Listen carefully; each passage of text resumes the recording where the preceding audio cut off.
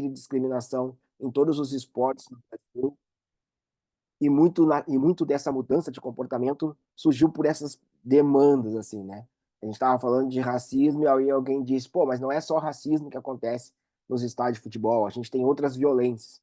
E aí a gente foi olhando, né, eu já disse isso para o Ornan várias vezes, assim, quando a gente diz que vai olhando para outras violências, é que a gente vai, monitorando esses outros casos, mas o observatório não tem esse lugar, de falar de outros preconceitos e discriminação. Então a gente produz um relatório uma vez por ano e a gente coloca ali todos os casos que a gente encontra na imprensa, né.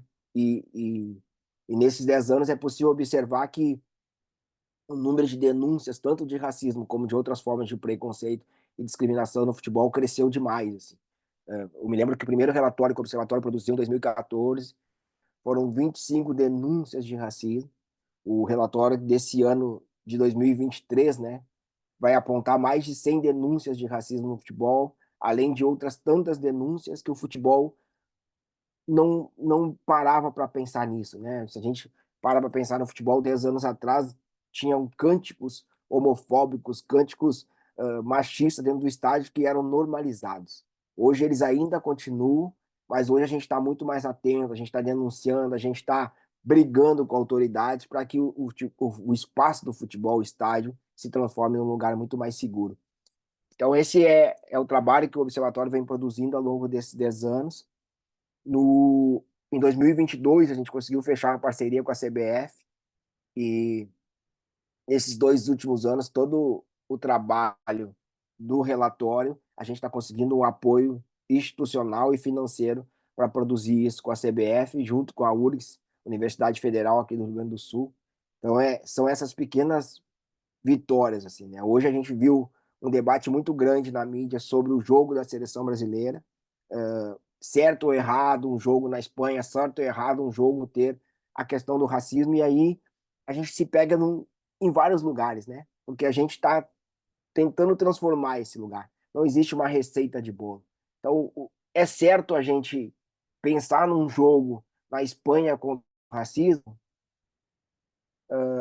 mas se a gente não faz esse jogo na Espanha contra o racismo, marcando posição, falando da situação do Vinícius Júnior, também não é omissão. Então tem várias questões que a gente precisa entender e que a gente precisa muito mais dialogar para pensar em como construir isso, do que simplesmente a gente atacar, né? Porque se a gente pensar em atacar e pensar que nada tá bom, dificilmente a gente vai conseguir mudar esse lugar, né? O Onan é parceiro comigo de várias conversas que a gente tem com a CBF e, e a gente sabe o quanto é difícil, né? O quanto é difícil conseguir dialogar com a CBF, dar um passo na frente, quanto é difícil dialogar com as federações estaduais e que elas entendam o que a gente está fazendo, quanto é difícil alguns clubes de futebol entenderem o que a gente está fazendo, entenderem que as pautas precisam ser discutidas. E é por isso que eu disse para o Onan que é muito importante esse espaço para que a gente consiga construir mais coletivamente, né.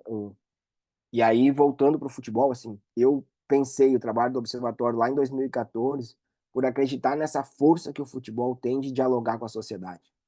A força que o Vinícius Júnior tem de dialogar com os meninos e meninas da periferia, para falar de racismo, com meninos e meninas que são pretos, mas que nunca, talvez nunca tenham parado para discutir a pauta racial.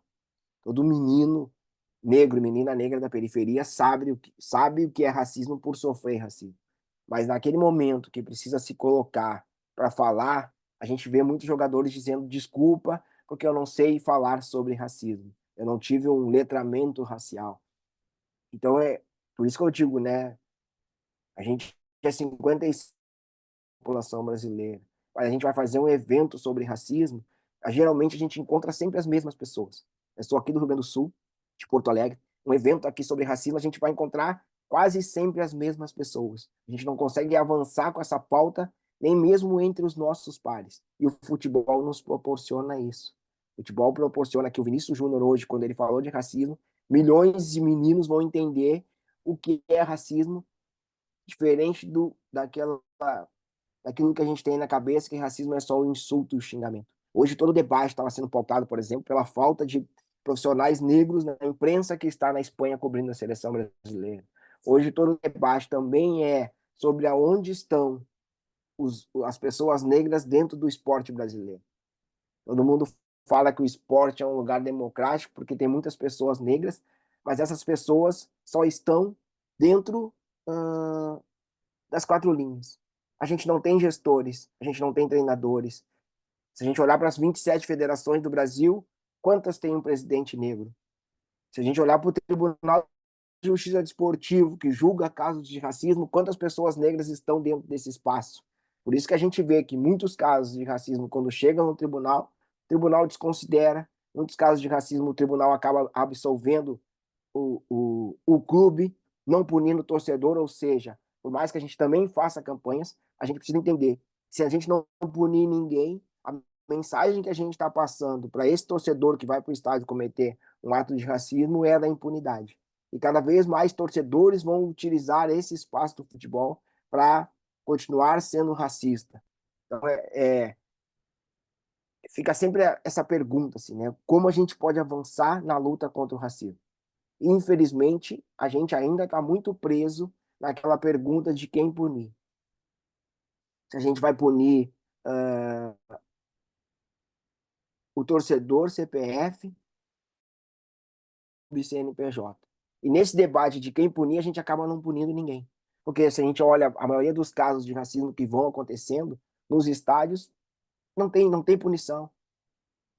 A gente hoje está debatendo muito que a Espanha é racista porque ataca o Vinícius Júnior sistematicamente. Mas se a gente olhar para o Brasil e entender que foram mais de 100 denúncias de racismo no ano passado no Brasil e muito poucas delas foram punidas, a gente vai ver que a gente tem um problema aqui talvez maior que na Espanha. Vou, vou dar uma olhadinha no chat aqui. Marcelo, o observatório hoje tem mapeado os aspectos do tocante à discriminação nas legislações. Sim, hoje o que pensa, né, o que é usado para punir a pergunta é da legislação, né? Hoje o que é usado para punir um clube dentro do Brasil é o artigo 243G do Código Brasileiro de Justiça Desportiva. E a CBF agora, o ano passado, colocou dentro do Regulamento Geral de Competições uma possível punição para casos de racismo e outras formas de discriminação, né? Só que ela também submete esses casos para o Tribunal de Justiça Desportiva. Então, o que a gente tem hoje de possibilidade de punir um clube por atos discriminatórios é o que diz o artigo 243G do Código Brasileiro de Justiça Desportiva, e lá ele não tem distinção entre racismo e injúria racial, né? Quando chega no tribunal, que muitos advogados de clube utilizam isso para tentar atenuar a punição a um clube de futebol. Mas o artigo em si não fala da diferença entre injúria racial e racismo. A única e a questão para mim que fica muito dúbia dentro desse artigo é que ele fala na quantidade de torcedores, que um clube pode ser punido conforme a quantidade de pessoas que cometerem um ato racista. E aí a gente vê um dos maiores problemas de punição no Brasil. A maioria dos tribunais de justiça esportivos regionais entendem que se um torcedor cometer um ato discriminatório, o clube não pode ser punido pelo ato de um torcedor. Mas 99% dos casos monitorados pelo observatório ao longo do tempo são casos onde um torcedor cometeu a injúria racial. Ou seja, se nós pensarmos dessa forma, nós não vamos punir ninguém.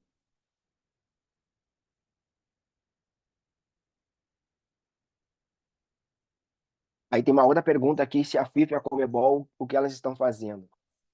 A Conmebol deu um passo que para ela foi importante, mas que para nós ele precisa ser mais pensado, que foi uma mudança na punição financeira dos clubes, né? Então, antes de 2021, um clube cujo torcedor cometesse um ato racista, ele era punido em US$ 30 mil.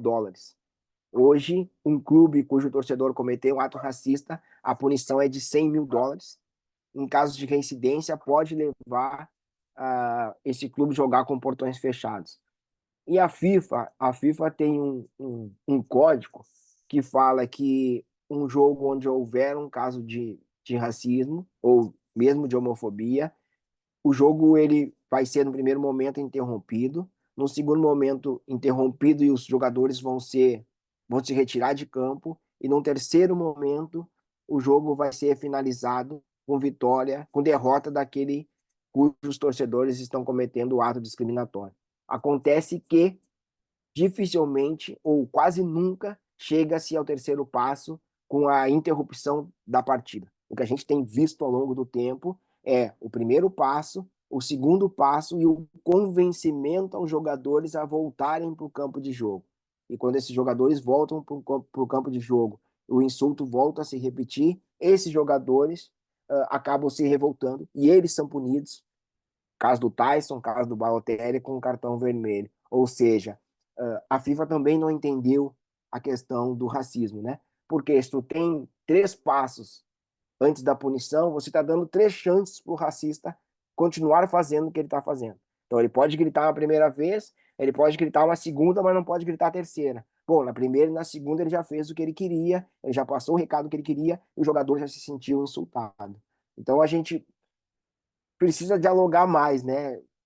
Quando eu digo a gente precisa dialogar mais, é uma tentativa dos coletivos de chegarem na FIFA e dizer que o que eles estão pensando, o que eles estão fazendo hoje está errado. Mas é uma entidade extremamente fechada, muito mais preocupada com o jogo, com o espetáculo, do que com a questão humanitária dos jogadores.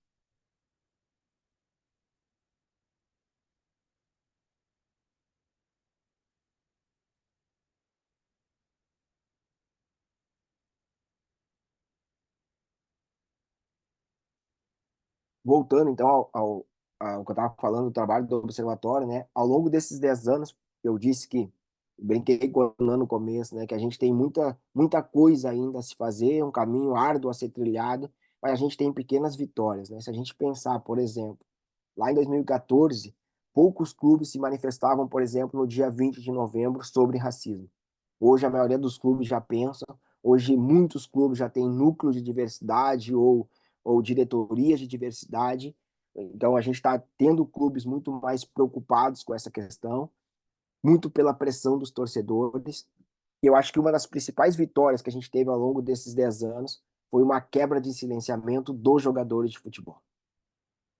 Conversando com diversos jogadores e ex-jogadores, esses sempre me diziam que era normal sofrerem racismo dentro de campo, principalmente em competições sul-americanas, mas eles acreditavam que isso fazia parte do jogo. E aquele ditado, né? O que acontece em campo morre em campo.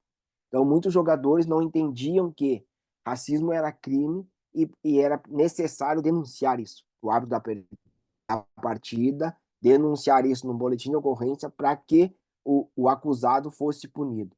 Então, a gente tem uma vitória que é essa quebra de silenciamento. Outra questão, né? Nós temos hoje uma imprensa muito mais atenta ao que está acontecendo dentro das 4 linhas e fora das 4 linhas. Então, um caso de racismo antes tinha pouca repercussão na imprensa.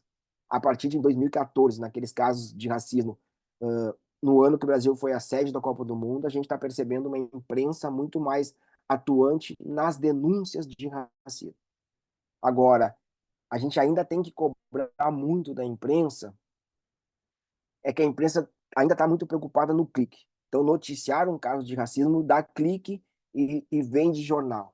A gente precisa que essa imprensa entenda o papel dela na cobertura e na cobrança do desdobramento desses casos.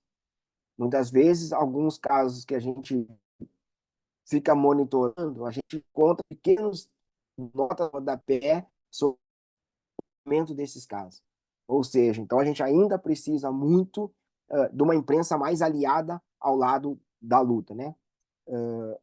Mas aí é muito difícil a gente cobrar isso de uma imprensa que é formada, que era até poucos anos atrás, exclusivamente por homens brancos. toda mudança, toda a cobrança da sociedade, cobrança dos coletivos está fazendo com que isso mude. Hoje a gente está vendo alguns programas de esportivos com muito mais diversidade, mas é lenta, é uma mudança que, num primeiro momento, só incluiu mulheres brancas, né? Então a gente briga. Então, primeiro homens brancos estão lá, depois vai entrar mulheres brancas. E quando vai entrar homens e mulheres negros? Quando vão entrar homens e mulheres LGBTs? Então, essa é uma reivindicação que a gente vem buscando muito dentro das editorias dos principais veículos de comunicação. O Anan, tá por aí? Tô na área, Marcelo. Acho que meu pé tá de Abro para cabeça alguma para pergunta baixo. aqui?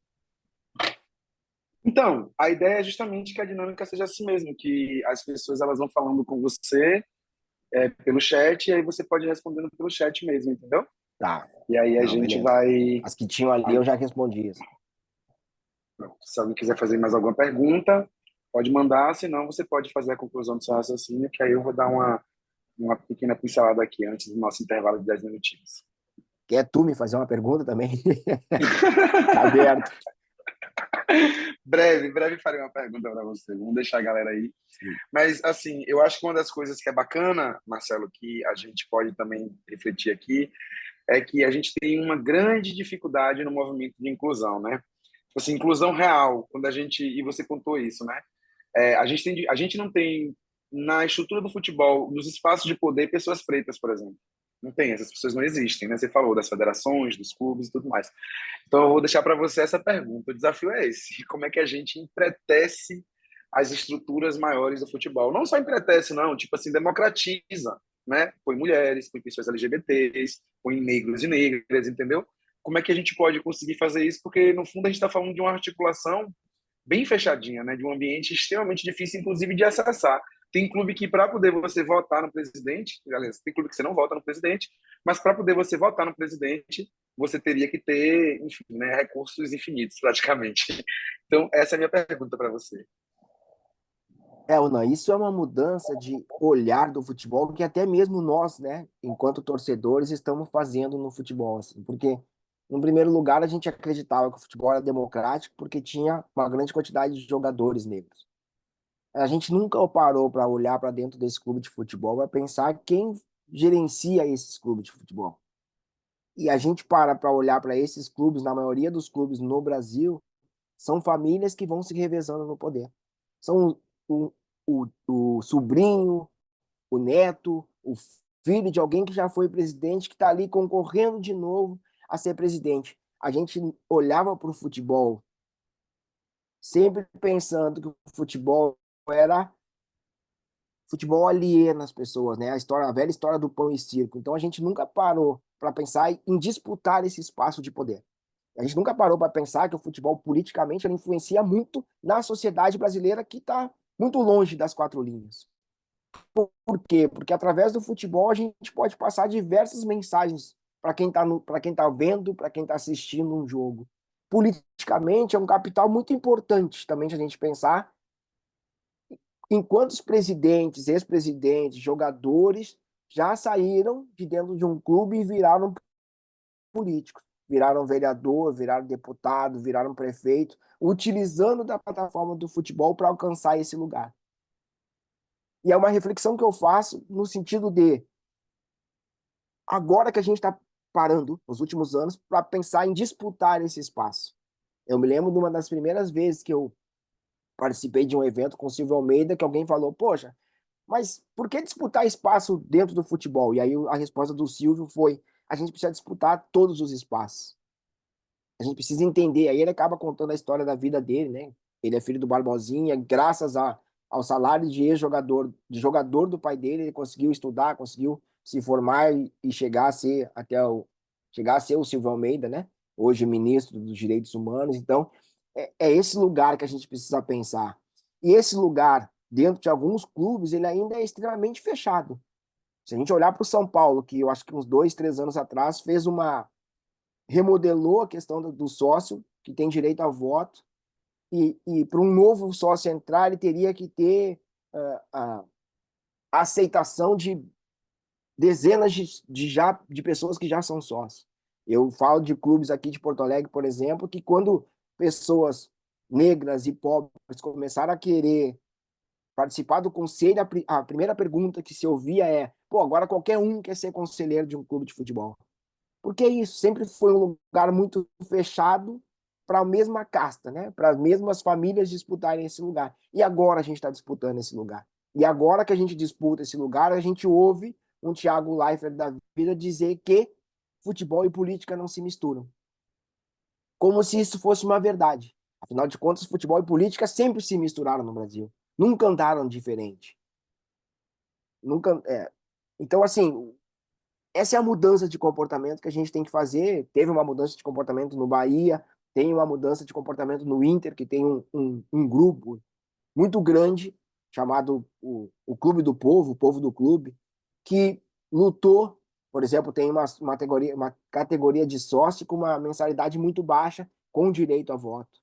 Então, assim, isso é uma mudança nos clubes de futebol, mas é uma mudança enquanto torcedores que a gente precisa parar para pensar, né? A gente precisa também esquecer que, bom, se o fulano é presidente do meu clube ganhou campeonato estadual, nacional, Libertadores, que ele continue no poder para sempre. A gente tem que parar também de pensar nisso, né? A gente tem que pensar no tipo de clube que a gente quer, de fato, construir, no tipo de espaço, de fato, que a gente quer frequentar. Então, disputar esse poder é muito necessário para que a gente tenha diretorias mais diversas. Porque do lado de fora, não adianta a gente dizer que a gente gostaria que tivesse pessoas negras dentro do espaço de gestão de um clube de futebol. A gente não continuar lutando por esse espaço, e muitas vezes politicamente, através de voto, através da votação do conselho, a gente não vai conseguir chegar nesses lugares. Eu costumo dizer que eu nunca vi um anúncio num jornal procurando diretor para o departamento de futebol, procurando pessoas para participar do departamento jurídico. São escolhidos e geralmente se escolhe entre seus pares. Então a mudança ela vai acontecer a partir do momento que o torcedor entender isso e começar a disputar esse espaço e a partir também de que coletivos cada vez mais requisitem isso, né? Busquem isso para que os clubes também comecem a pensar em que pessoas eles estão contratando para trabalhar dentro dos clubes de futebol.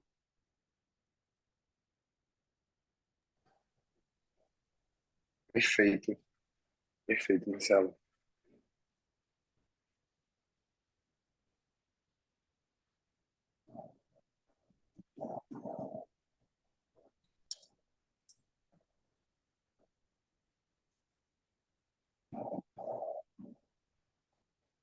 Mais alguma pergunta, gente? Marcelo?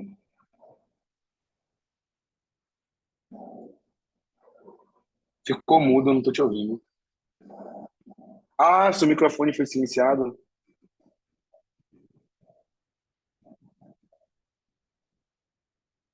Antônio, acho que o microfone de Marcelo foi silenciado. Dá uma olhadinha aí. Deu, Ana. Mas é É isso, isso, né? eu acho que para a gente ter essa mudança, só para finalizar aqui, para a gente ter essa mudança, a gente precisa disputar esse espaço. A gente precisa disputar esse espaço politicamente, a gente precisa disputar esse espaço formando coletivos também, né? Que muitas vezes, em determinado momento, esses clubes passam a nos ouvir, passam a ouvir os coletivos, e é nesse momento que a gente pode forçar que a mudança aconteça, que ele seja mais inclusivo de fato. Perfeito, Marcelo. Muito obrigado, viu, pela sua participação, pela sua presença aqui conosco. Eu sei que se a gente for aqui, a gente vai longe. O debate ainda tem muita coisa para poder a gente conversar, né? A verdade é essa, mas a gente vai precisar, como é que diz? Dar continuidade ao nosso curso. Daqui a 5 minutos a gente vai ter um intervalo. Vamos tentar manter o máximo possível, pessoal, a programação. Eu vou só trazer aqui para vocês alguns aspectos que eu acho que é importante que a gente reflita, né, que dizem respeito, sobretudo, né, à nossa comunidade. Eu sei que se a gente parar para poder pensar assim, deixa eu só corrigir aqui a marcação. Marcelo com anfitrião.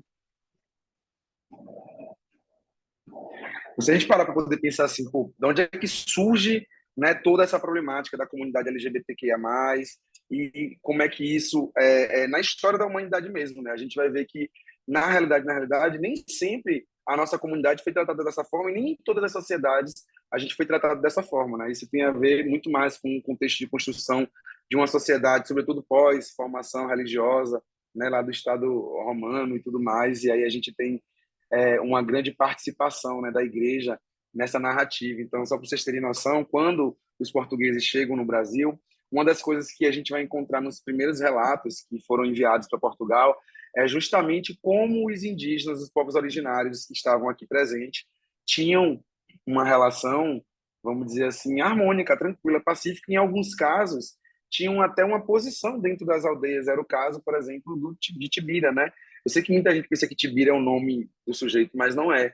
Tibira é uma, vamos dizer assim, uma posição que ele ocupava dentro da aldeia, dentro das aldeias tupinambás. E aí a gente tem aquele relato bárbaro da morte de Tibira, que aconteceu, eu não lembro agora a data especificamente, eu sou péssimo com data, gente, então eu fico usando aqui as minhas colinhas. Mas o relato da morte de Tibira, ele é assustador por si só, porque nem a Inquisição matava do jeito que ele foi morto, sem julgamento, né? Ele foi sumariamente, vamos dizer assim, executado, com o corpo sendo amarrado na boca de um canhão. Então, a construção desse ambiente que a gente tem hoje, socialmente falando para nossa comunidade, no Brasil e fora dele, né? Não é algo dado, vamos dizer assim, da natureza. É porque é assim, não, ele foi construído. E assim como ele foi construído, a gente pode, obviamente, desconstruir, né?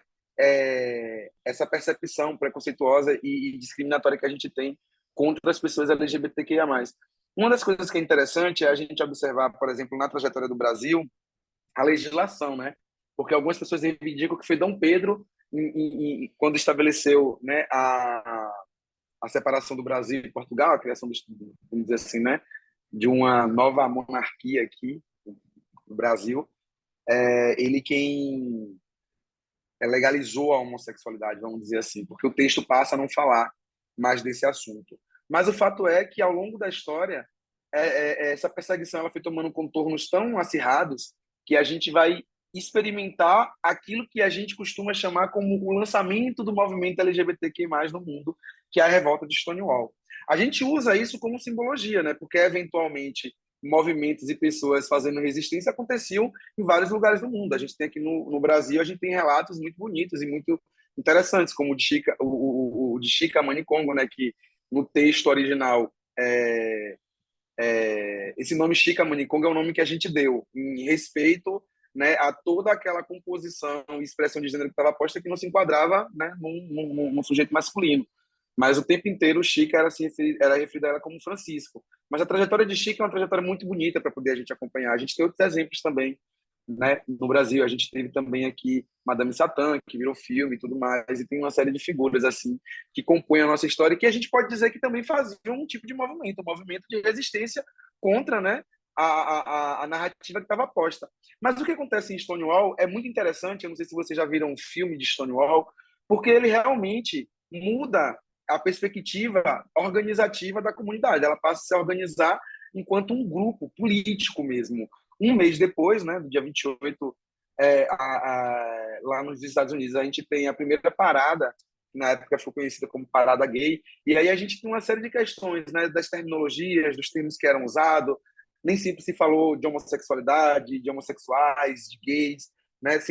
A gente sempre teve, vamos dizer assim, termos que ao longo da história eles foram se adequando. Vocês vão ter contato com alguns deles aqui para entender o que é a sigla e tudo mais, mas aí fica um convite também, justamente sobre isso que esse curso tem mais a ver, né, para que a gente possa se aprofundar sobre o debate LGBTQIA+, fazendo as nossas pesquisas, né?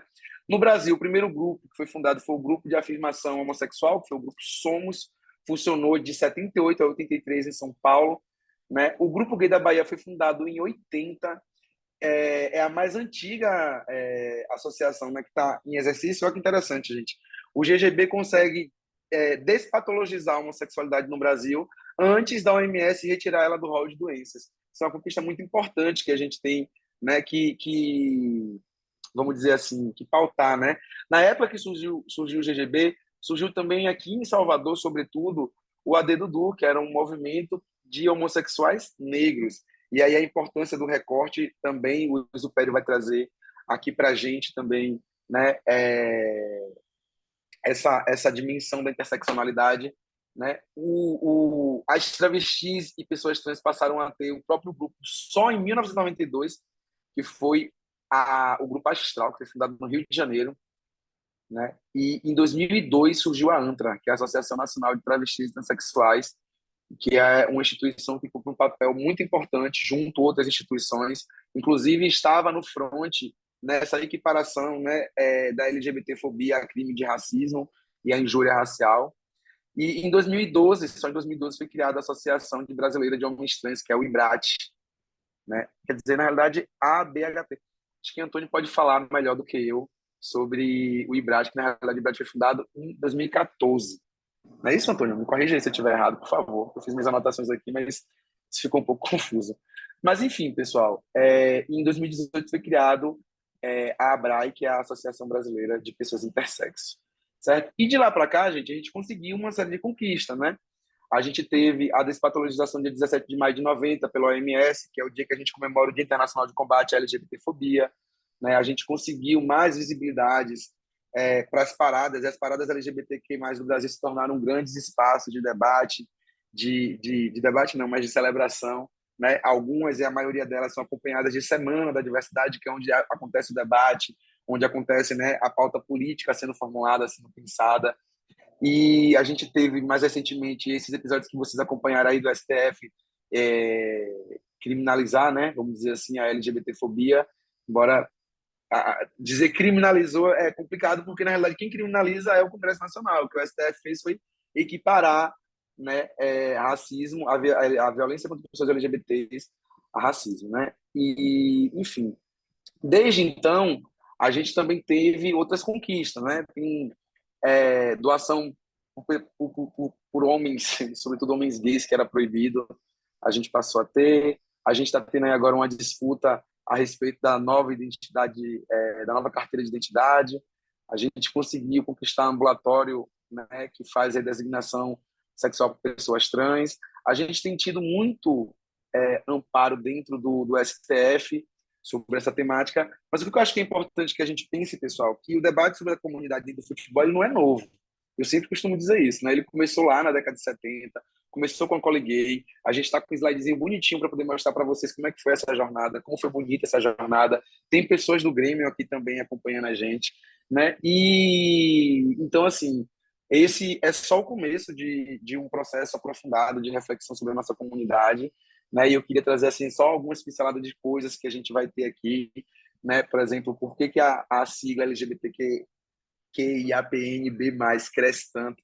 Acho que é uma coisa que a gente vai poder entender no futuro aqui. Linguagem neutra, linguagem inclusiva, qualquer diferença, como a gente pode fazer uma aplicação básica, a gente vai ter isso aqui. Antônio já vai mandar para vocês aí, né? Já mandou na lista de presença.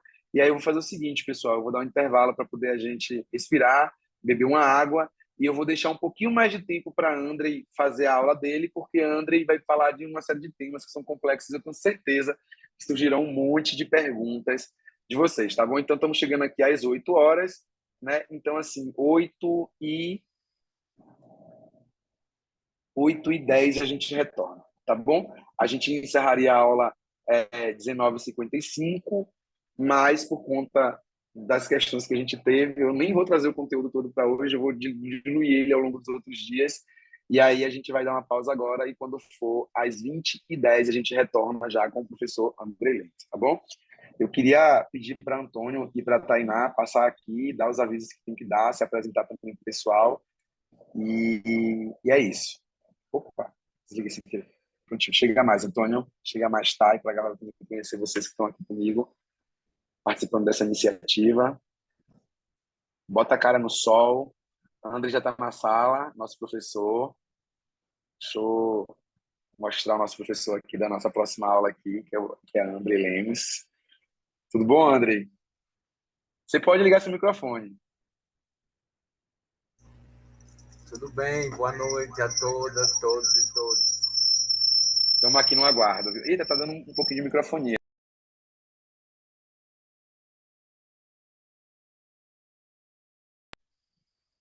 É isso, pessoal. Até já.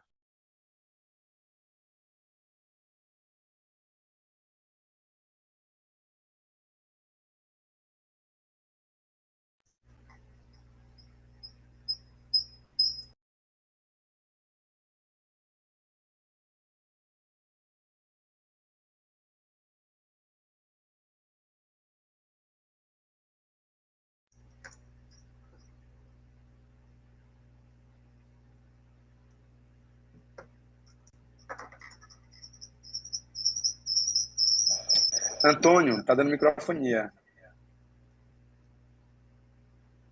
Mas é o teu microfone que tá ligado, não. Por isso que tá dando microfonia, porque você tá online em 2 salas.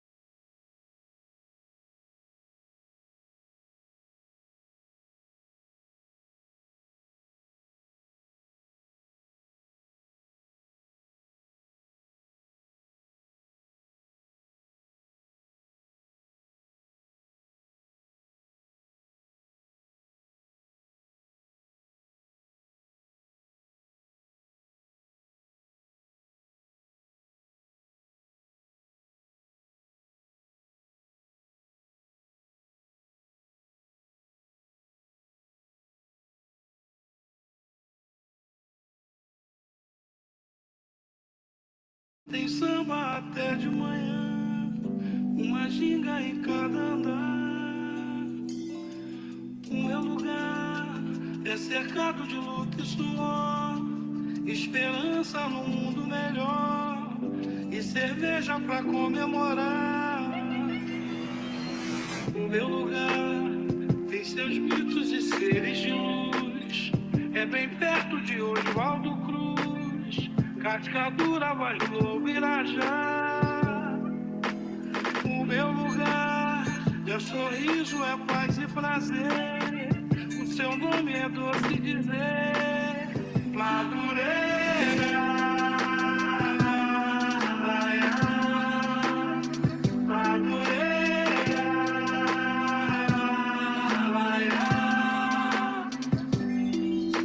O meu lugar é caminho, jogo e ação. Lá tem samba até de manhã, uma ginga em cada andar, cada andar. O meu lugar é cercado de luta e suor, esperança no mundo melhor e cerveja pra comemorar. O meu lugar tem seus mitos e seres, é bem perto de Oswaldo Cruz, Cascadura, Vaz Lobo, Irajá. Meu lugar é sorriso, é paz e prazer, o seu nome é doce dizer, Madureira.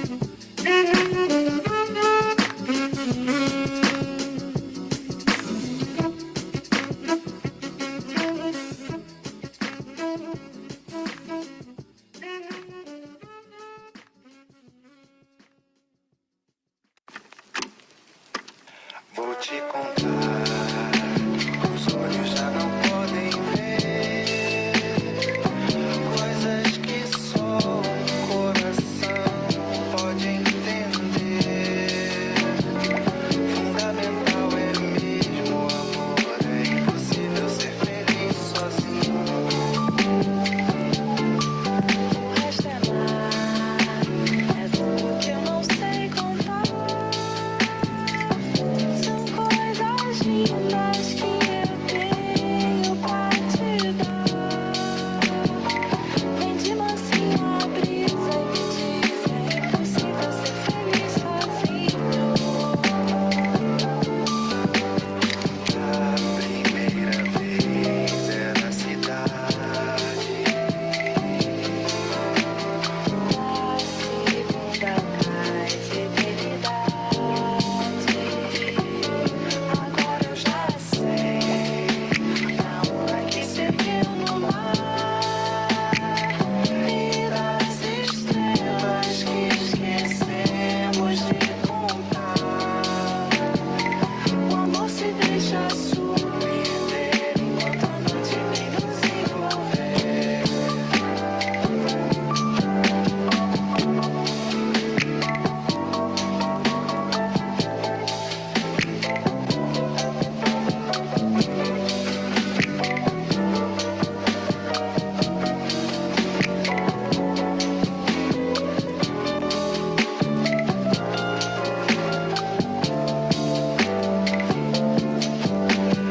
A primeira vez era a cidade, a segunda o cais eternidade. Agora eu já sei a onda que seguiu no mar e das estrelas que esquecemos de contar. O amor se deixa surpreender enquanto a noite vem nos envolver.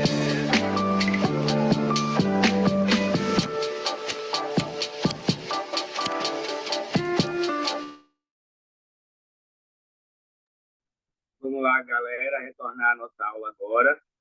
Vou fazer um convite rápido aqui a Tainá. Deixa eu ver se ela já está na sala.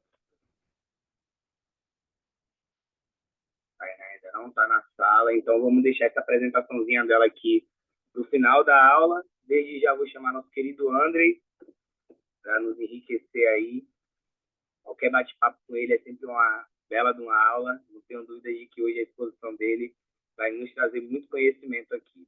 André, o microfone está contigo agora.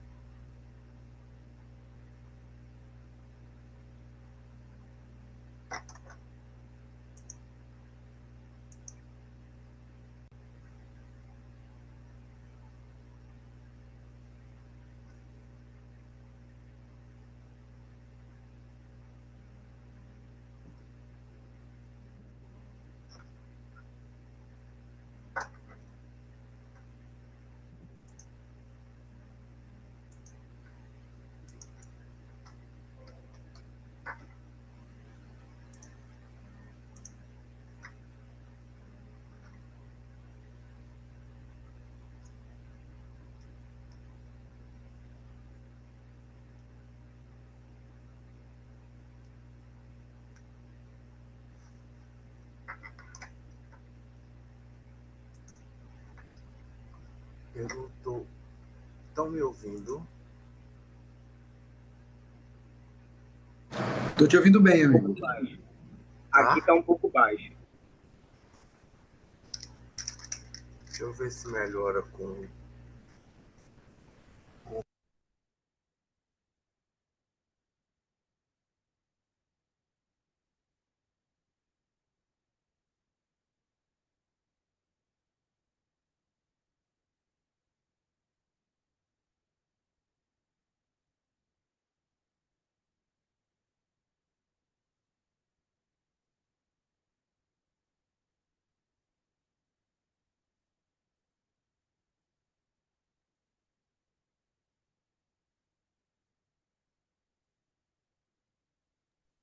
Enquanto o Andrei resolve aí, vou chamar a Tainá para fazer a apresentação dela aqui rapidinho para a gente. Vamos lá, Thay. Oi, pessoal, vocês conseguem me ouvir, me ver tudo certinho? Sim, sim.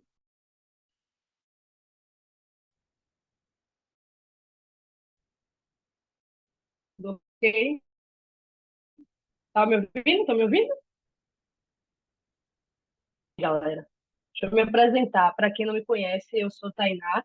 Eu tô aí, né, nas redes sociais há um bom tempo, ao lado de Antônio, e eu tô me sentindo bem privilegiada de ver que a galera abraçou legal o curso. Hoje é só o primeiro dia ainda, né? Já já é fundador da União LGBT, e ter esse pessoal convidado aqui, trazendo conhecimento deles, né, pra gente. E também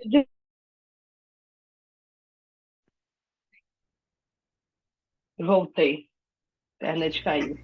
Andrei aí, pessoal. Oi, tudo bem? Posso começar? Posso, Antônio? Pode ser, eu acho que a internet Tainá deu uma caidinha aí, então você pode começar aí no finalzinho a gente se apresenta aí. Eu estou ouvindo vocês baixo, mas vocês estão me ouvindo bem, né? Então quero primeiro desejar boa noite a todas, todos e todes. Agradecer o convite, essa oportunidade de estar nessa sala com tanta gente querida, mas também muitas pessoas que eu não conheço. E isso é bem animador, porque é muito chato quando a gente chega e sempre tem as mesmas pessoas, então é bom ter gente nova para que a gente possa trocar mais, né? Sobretudo com as novas gerações. Eu sou André Lemos, eu sou sergipano de nascimento, sou uma bicha preta do candomblé, historiador, trabalhador do Sistema Único de Saúde, pesquisador em saúde da população negra e população LGBT, e, e militante do movimento negro e do movimento LGBT há mais de 3 décadas. Fiquei super feliz com o convite e fico muito feliz também de ver essa galera se organizando para fazer coisas novas, debates novos e alcançar, inclusive, segmentos novos. Né? Acho que isso é muito importante, porque a gente, de fato, não vai transformar a nossa sociedade, não vai mudar as relações institucionais se a gente viver em guetos. Né? Preciso que cada vez mais a gente amplie esse horizonte, né? Ocupe novos espaços para poder levar as nossas pautas, as nossas demandas e envolver cada vez mais gente de forma transversal e intersetorial. Acho que isso é muito importante. Então, eu comecei no movimento negro em 1994, num tempo ainda que o movimento negro não queria discutir sexualidade, e por conta de muita resistência dentro do próprio movimento negro com a minha sexualidade, eu acabei entrando no movimento LGBT em 1998. Fui do grupo Dialoguei de Sergipe, que era o segundo grupo mais antigo do Brasil. É um grupo que não existe mais. Né? Depois nós fundamos a ADONES, que é a Associação de Defesa Homossexual de Sergipe. Então, eu fiz parte, nesse período, da Associação Brasileira de Gays, Lésbicas, Travestis e Transsexuais, a BGLT. Depois de alguns anos, eu participei da fundação da Arte Gay.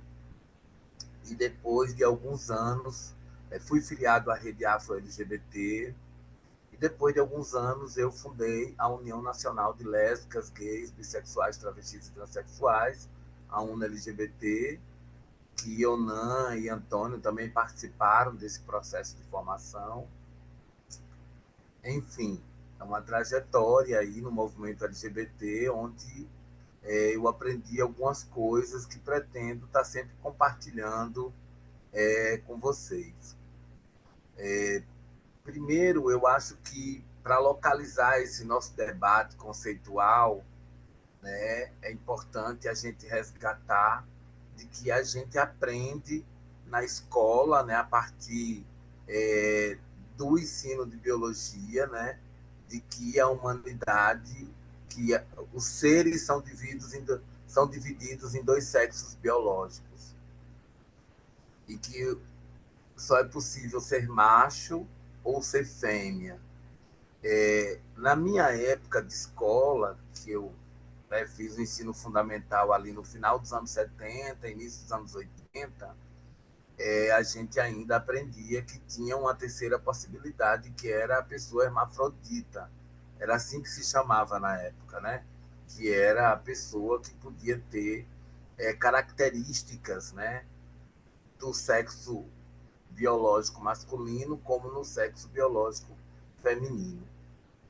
Claro que isso num período de ditadura militar, onde ainda era muito difícil de fazer debates mais amplos na escola. Mas já existia todas as outras letrinhas, né? Mas elas eram completamente invisibilizadas.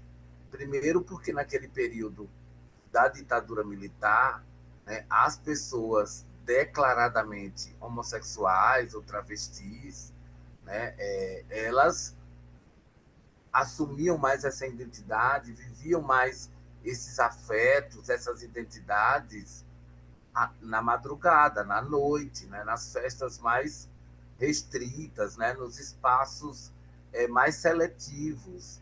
E então não tinha um debate público sobre isso, a não ser algumas figuras icônicas que já estavam na televisão, né, como Maria Alcina, e Elke Maravilha e Silvinho, enfim, algumas celebridades que eram convidados para programas de TV, que em alguma medida fazia alguma fala sobre essa diversidade, mas que não era um debate completamente público. Enfim, então o movimento, quando ele surge no país contra a discriminação que era cometida com essas pessoas, ele surge primeiro como um movimento homossexual. Porque, primeiro, né, as mulheres lésbicas, elas ainda viviam com, entre aspas, as amigas, né? Durante muitas décadas, as mulheres solteiras que gostavam de outras mulheres, muitas vezes elas diziam à família que iam morar com as amigas. E é isso, morar com as amigas, que eram os relacionamentos que ninguém assumia perante a sociedade. Então, isso era muito comum. As pessoas travestis tinham mais dificuldade, né, de assumir essa identidade enquanto travesti, e era o termo que se usava na época. Você não tinha esses termos de hoje, mulher trans, transexual, transgênero, transmasculino, isso tudo não existia, isso tudo é muito mais recente. Então, as pessoas gays, né, e travestis eram que enfrentavam muito mais essa dificuldade de se relacionar, né, e de assumir a sua identidade. Então, elas optavam muito por alguns guetos, que eram alguns bares, algumas boates, muito mais as festas, né, que as pessoas faziam, aqueles gays que tinham o melhor poder aquisitivo nas cidades. Eles faziam alguns bailes, algumas festas e convidavam os outros, e as pessoas que se montavam, né, se produziam, né, o que hoje a gente chama de drag queen, que se falava muito em transformismo, né? E assim é que essas pessoas conseguiam viver em algum momento o seu entretenimento, a sua identidade. Bom, então o movimento homossexual, quando ele surge no Brasil, ele surge como movimento homossexual. O primeiro encontro que aconteceu se chamava EBO, Encontro Brasileiro de Homossexuais, EBHO. Claro que as travestis já estavam ali. os grupos gays, a maioria deles tinham travestis. Uma, duas, três. Só que elas eram minorias, né? E alguns também tinham mulheres lésbicas. E logo em seguida, essas mulheres lésbicas vão criar os seus primeiros coletivos. Mas isso nas cidades maiores, como Rio de Janeiro, São Paulo, Salvador. Mas a maioria dos lugares você acabava, em alguma medida, criando núcleos de travesti dentro do grupo gay, núcleo de sapatão dentro do grupo gay. Então, era mais ou menos assim. Então, a primeira sigla era Movimento Homossexual. Depois, para trazer um pouco dessa diversidade, a sigla vai passar a se chamar GLT, que era gays, lésbicas e travestis. E aí surge, no final dos anos 90, né, o termo transexual no Brasil. E aí as pessoas transexuais vão reivindicar essa visibilidade. E o movimento passa a se chamar ali GLTT. Até então, a bissexualidade era completamente invisibilizada porque o movimento não acreditava em bissexualidade, em bifobia, achava que isso não existia. Muitas vezes, quando a gente tentava fazer esse debate de forma mais densa, mais profunda, as pessoas diziam que bifobia não existia, que as pessoas estavam em cima do muro, que era só uma transição. Então, isso também acontecia dentro do movimento. Mas, ainda sem concluir essa parte das siglas, lembrando que foi muito difícil para a gente estabelecer essa diferença do que era o sexo biológico para orientação sexual, porque inicialmente acreditava-se em opção sexual. Né? Chegou um momento, inclusive, que os projetos de lei eles começavam a aparecer no texto com opção sexual, e o movimento tinha que sair garimpando todos os documentos, todas as relações institucionais, para poder ressignificar essa palavra, porque ali, ainda nos anos 90, no enfrentamento à epidemia do HIV/AIDS, as pessoas, quando tentavam, primeiro, aumentar o estigma, né, da epidemia do HIV, muito concentrada na população gay, na população homossexual e travesti, essa era também uma forma de construir muito mais traumas, muito mais violências, né?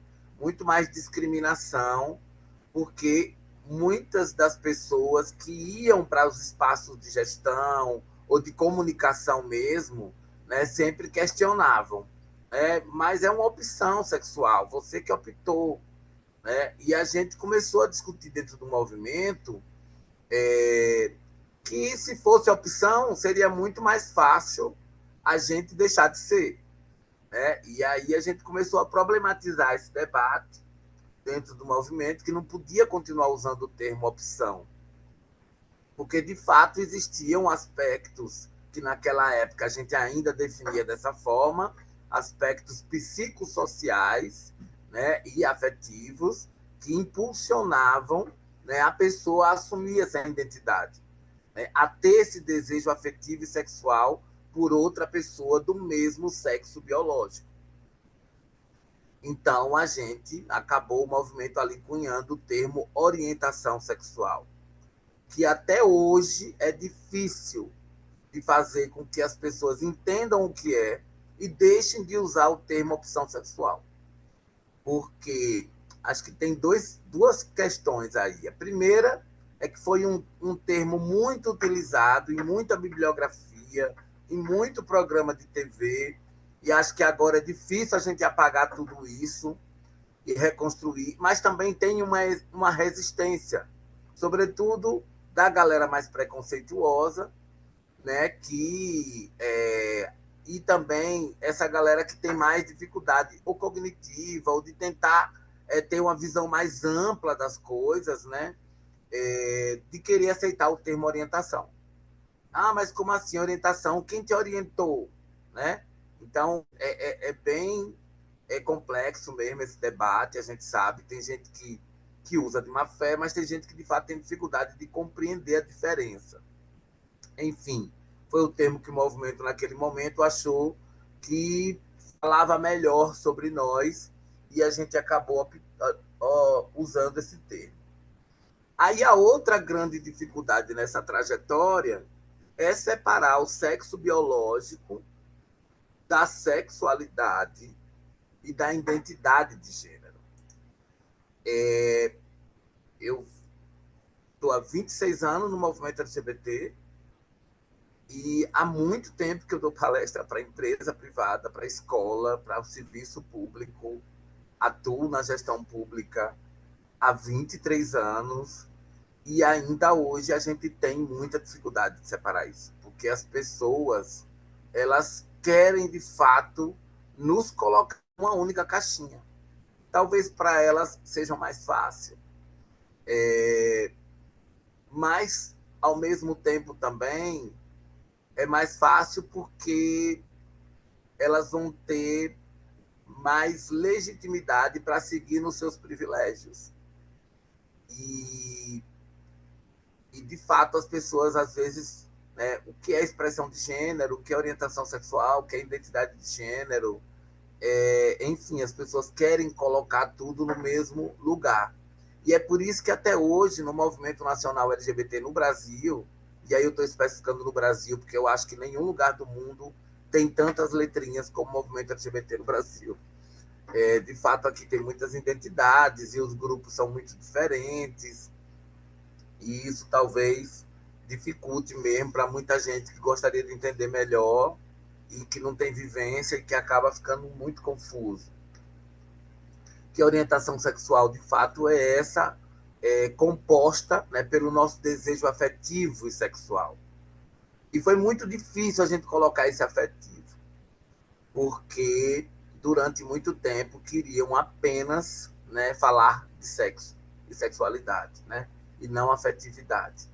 E cunhar essas identidades afetivas e fazer com que o poder público nos olhasse de outra forma, sem nos ver como pessoas doentes, né? Sem nos colocar apenas no lugar, né, de pederastas, né? Como durante muito tempo pregou-se, né? Disseminou-se essa ideia, né, de que éramos todos pederastas. Enfim, foi muito difícil fazer esse debate mais complexo, mostrando que existem várias diferenças. A partir daí, de fazer essa diferenciação entre sexo biológico, orientação sexual, sexualidade, identidade de gênero, foi surgindo outras expressões. Por quê? Porque essa sexualidade, ou essa orientação sexual, ou essa orientação afetiva sexual, ela não é apenas consequência de um corpo físico, mas também de uma relação construída que pode ser a partir do sentimento, do afeto, do olhar, da conversa. Enfim, existem vários aspectos entre as pessoas que provoca essa atração, esse desejo. E não necessariamente apenas um pênis, ou uma vagina, ou uma bunda, ou um seio, né? Ou um peito, né? Mas também outros aspectos da vida da pessoa, as ideias, os sentimentos, o time de futebol, né? Uma série de outras coisas, a música que gosta, né? Enfim, a gente quando se encanta por alguém, quando quando desperta esse desejo, alimenta esse desejo, é porque vai se identificando, porque vai encontrando naquele ou naquela pessoa inúmeras coisas que a gente gosta, né? Que a gente combina, que a gente concorda. Então, essa orientação sexual ela vai também tendo enormes variações. E aí vem a dificuldade de dar nomes, né? Dar nome, até que nós, brasileiros, somos muito bons. Mas o problema é fazer com que as pessoas entendam o que são esses nomes. Então, se nos Estados Unidos, né, as pessoas todas cabiam no termo gay, no Brasil, as lésbicas e as travestis não queriam ser vistas dentro desse termo. Então, elas brigam para criar os grupos lésbicos, os coletivos lésbicos, as associações e articulações nacionais lésbicas, redes nacionais de lésbicas, assim também como as pessoas travestis e transexuais, que naquele momento ainda era todo mundo denominada de travesti. E isso também vai ter um debate muito intenso, né? Porque as pessoas estavam dentro das redes, primeiro elas disputam esses espaços, e depois elas constroem redes mais específicas, ou grupos, ONGs, né? OCIPs, OSCs, mais específicas para dar mais visibilidade à sua identidade, à sua chamada letrinha. E aí a dificuldade de diferenciar para a população o que é um gay, o que é uma drag queen, o que é um transformista. O que é um gay, o que é uma drag queen, o que é um transformista, o que é uma mulher lésbica. Eu lembro que num período ainda tinha uma discussão entre a diferença de lésbica e sapatona, porque era enxergado lésbica aquela que era um pouco mais feminina, mais delicada, usava batom, vestido, e a sapatona não. A sapatona queria usar calça comprida, não usava maquiagem, não botava brinco, enfim. Né? Tinha tudo isso ainda num momento ainda de pouco aprofundamento desse debate das identidades e de muitos conceitos criados em cima de muitos estereótipos. Então, isso também dificultou. Aí vem a confusão com os pronomes, porque os gays já se tratavam pelo pronome feminino muitas vezes. Então, era a gay, né? As nossas gays, né? E as bichas, que durante um tempo a gente não gostava de ser chamada de bicha, porque, de fato, tinha uma associação muito grande a essa animalização, a bicha, o viado, né? Então, a gente, durante muito tempo, resistiu, mas depois teve um movimento muito interessante de ressignificar esses termos. E de dizer, somos mesmo bicha, somos mesmo viado, com orgulho, a gente tem trajetória, a gente luta, a gente tem coragem, a gente tem ousadia de sair na rua como a gente sai, enfim. E aí a diferença do que era um gay andrógeno, do que era um gay travesti, do que era um gay durinho, um gay molinho, enfim, né? A pintosa, a bicha pão com ovo, tudo isso foi surgindo para ir separando. Porque nós somos uma sociedade marcada pelo patriarcado. E o patriarcado criou essas hierarquias de identidades. E é muito difícil para a gente, mesmo sendo LGBT, fugir dessa hierarquização. Acreditar e defender que somos todas, todos e todos iguais, que podemos ocupar os mesmos espaços, merecemos o mesmo respeito. Porque também tem aquelas que dizem assim, mas fulana, eu sou bicha, mas eu me dou respeito. Eu sou gay, mas eu sou comportado. E isso a sociedade também usou contra a gente. Em muitos lugares, as pessoas diziam, não, mas eu tenho vários amigos gays, mas são discretos. Nem parece que são. E assim, a gente também, né, enquanto população, enquanto grupos sociais, fomos, em muitos momentos, aceitando esse gueto, né, esses estereótipos e toda essa hierarquização de identidades. Até hoje, nós sabemos que tem isso. Né? Eu, particularmente, hoje, me autodeclaro como uma bicha preta, porque eu sei e fui ter a certeza, cheguei em determinados espaços de padrão, de classe média, A, B e C, de que, de fato, esses gays não me enxergam como gay. Eu sou uma pessoa que me visto de forma andrógena, eu sou uma pessoa que usa o cabelo grande, que usa turbante, que usa faixa no cabelo, que usa sapatos altos, enfim, uso bolsas, sempre gostei disso. E também não consigo mais me ver numa condição de desejo ativo e sexual aprisionada, como muitas vezes as pessoas tentaram me colocar. Então, eu me percebo uma pessoa pansexual, mas a minha identidade é de bicha preta. Então, percebe que é diferente a minha identidade do meu desejo, né, de com quem eu me relaciono. E isso, de fato, para a maioria das pessoas que não vivenciam essa diversidade, é muito complexo, porque elas aprendem desde cedo que tem o jeito de ser menino e o jeito de ser menina. E o menino é desse jeito, anda desse jeito, se veste desse jeito e namora com menina.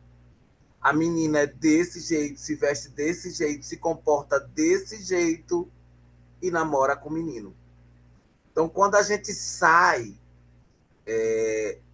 desses estereótipos, né, como é que eu diria?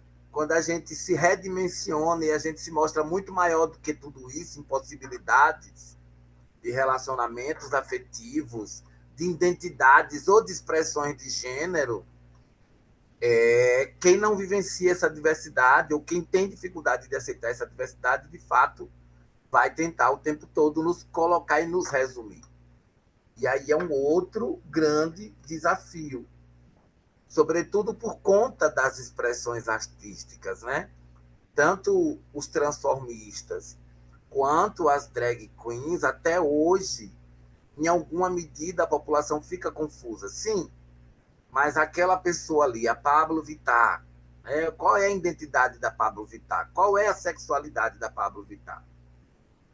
As pessoas têm dificuldade de quando a gente diz bem assim, você vai ter que perguntar para a Pablo Vittar qual é a identidade dela, com quem ela se relaciona, ou com quem ele se relaciona, né? Enfim, é uma drag queen que pode ter uma orientação sexual de gay, que pode ser uma pessoa bissexual, pode ter inúmeras possibilidades de se relacionar afetiva e sexualmente com outras. Mas as pessoas querem olhar para você e automaticamente definir o seu sexo, a sua identidade e o seu afeto. E isso é muito mais complexo quando a gente chega nas pessoas bissexuais, nas pessoas pansexuais e nas pessoas intersexuais. Porque aí é que as pessoas piram o cabeção mesmo, elas ficam completamente confusas. Né? Como assim? Que tem uma pessoa que gosta, se relaciona tanto com homem como mulher, mas do que você gosta mais? Essa é a pergunta que sempre chega, né? E as pessoas não percebem que estão cometendo uma grande violência. Porque a pessoa não precisa gostar mais de um ou do outro. Nesse momento, eu posso estar me relacionando com homens e a relação pode ter fim e eu posso me relacionar com mulheres.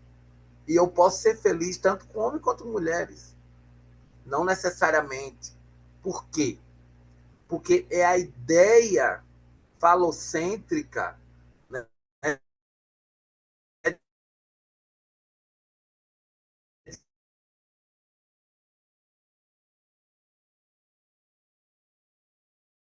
né? A gente, por ter o pênis,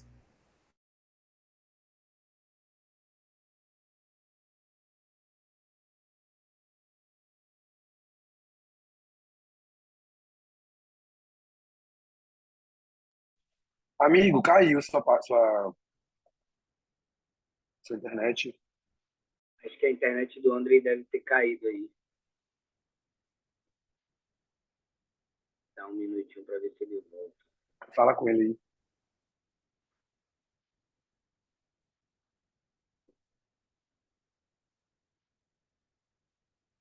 Aí tá por aí, que aí se apresentando enquanto o Andrei não volta.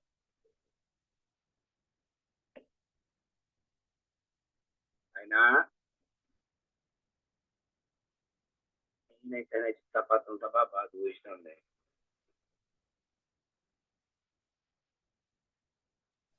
Hoje é o dia das internets.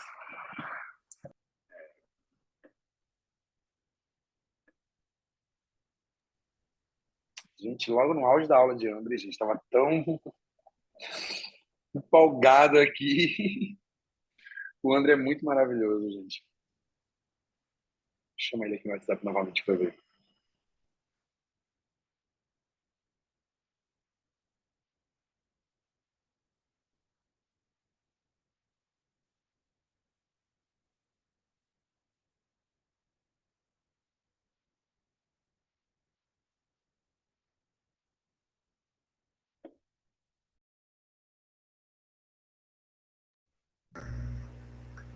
Galera, só lembrando a vocês, não esqueçam de preencher a lista de presença, viu? Aí, nosso querido voltou. Alguém pode me dizer até onde vocês ouviram?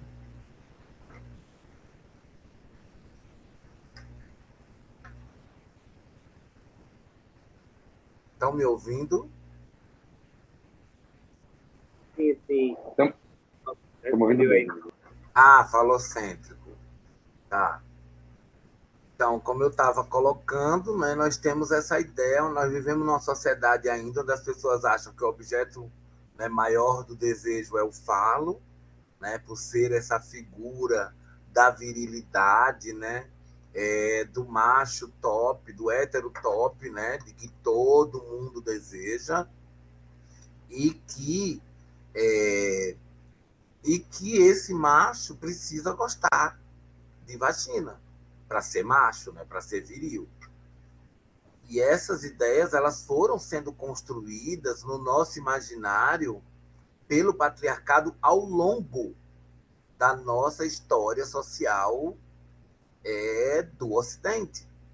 Então, isso, de fato, faz com que a gente continue tendo dificuldade de não ter casos como a gente está vendo, do Daniel Alves, do Robinho, né? Essas coisas que para gente parecem ser absurdas, mas que historicamente foi sendo colocado para os meninos que eles tinham essa permissão, né? Que quanto mais eles forem machos escrotos com as mulheres, quanto mais eles terem várias relações descartáveis, né? Eles são ainda eles provam ainda mais a sua masculinidade e eles ganham muito com isso. Eles ganham muito com isso. Porque eles começam a ser mais desejados e eles vão ocupar os melhores postos, as maiores visibilidades. Então, ainda hoje, a gente tem revista, né, perfis nas redes sociais especializados em ficar dizendo quem fulano de tal, famosinho, namorou, pegou na balada, na boate, no carnaval, porque isso é uma pauta valorizada pela nossa sociedade, que é esse ensinar do exercício da virilidade masculina. E a gente não lê, por exemplo, Bell Hooks, né, que no seu livro A Hora é Agora, ela vai trazer esse debate de que a gente precisa aprender com a nossa ancestralidade que é possível construir outras masculinidades. Masculinidades menos tóxicas, que respeitem as mulheres, que empoderem as mulheres, que valorizem as mulheres, mas que, sobretudo, também percebam que o homem pode chorar, pode desenvolver afeto por outro homem, pode desejar afetivamente e sexualmente outro homem, enfim. Né? Existem outras formas de ser masculino. E ainda hoje, dentro do nosso próprio segmento, e dentro, inclusive, né, dos pesquisadores, você vai ter inúmeras leituras, inúmeras interpretações.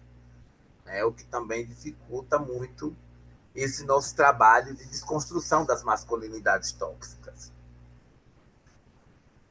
Essas expressões artísticas, né, que elas foram crescendo, porque aí primeiro era o transformismo, depois a drag queen, depois a crossdressing, Enfim, aí tem gente que acha que crossdressing é apenas fetiche, que as pessoas se vestem só, né, para uma relação casual. Tem gente que acredita que o crossdressing, né, é, é apenas para sair na rua. Então, você tem diferentes definições, diferentes entendimentos dessas identidades, desses termos, que também dificulta. No caso, por exemplo, da identidade transexual, no nosso país mesmo, em 3 décadas, isso já mudou várias vezes. Eu lembro que nos anos 90 a gente tinha pesquisadores dizendo que a mulher transexual era aquela mulher, era aquela pessoa que nasceu com corpo biológico masculino, mas que desejava ter filhos, que desejava ter um marido, que desejava ter um lar, uma família, e que ela, para ser reconhecida mulher transexual, ela precisava, de fato, comprovar esse desejo, essa identidade. Isso já mudou muito.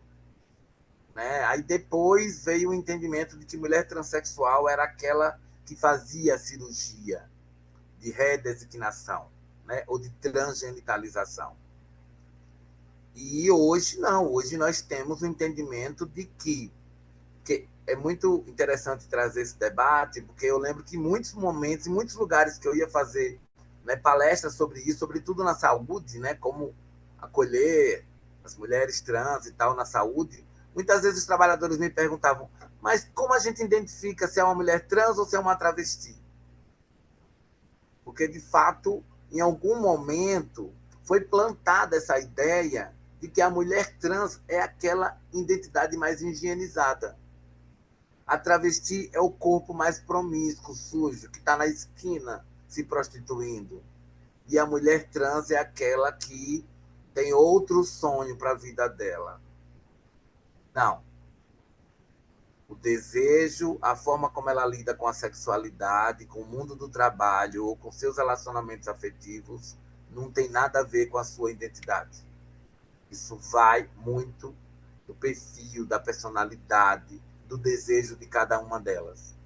Muitas delas, inclusive, mesmo depois de fazer cirurgia de transgenitalização, continua se autodeclarando travesti pela força política e pela trajetória histórica que essa identidade representa. Inclusive na luta contra o preconceito, contra a discriminação e pela ocupação de espaços. Então, isso tudo perde essa força.